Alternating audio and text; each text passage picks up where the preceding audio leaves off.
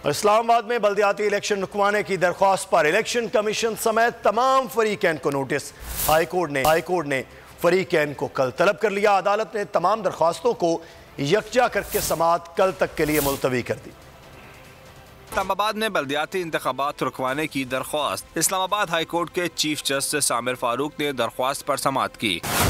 नून league के वकील आदिल काजी ने दलाल देते हुए कहा कि इलेक्शन कमीशन ने कहा है कि वो वफाकी हुकूमत की बात नहीं मानते।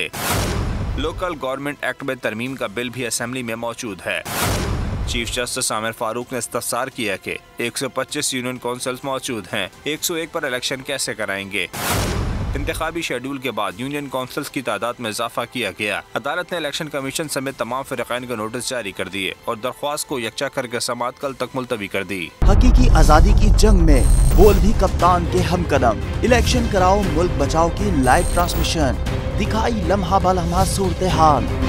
रील और रेटिंग में भी बोल न्यूज रहा नंबर 1। सब्सक्राइब करें और बेल दबाएं ताकि कोई खबर रह न जाए।